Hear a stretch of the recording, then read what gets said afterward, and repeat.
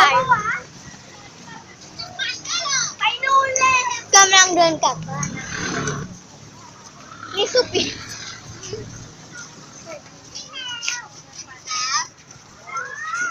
กำลังเดิน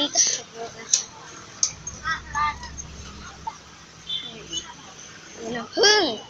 น้ำผึ้งน้ำผึ้งมีของขายด้วยจะซื้อน้ำปะโอเคเดี๋ยวน้ำผึ้งซื้อน้ำอะไรน้ำโค้กน้ำโค้กแก้ว15เหรอโอเคเอาอะไร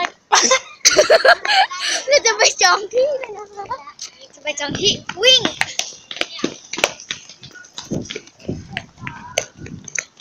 กล้องฉันนิดนึงนะคะตอนนี้เมื่อกี้เราวิ่งโอเคเฮ้ยน่าจองให้น้ำผึ้งด้วยปะ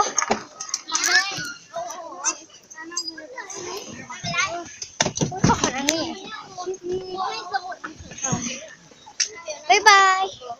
แล้วก็เราจะกลับบ้านแล้วบ๊ายบาย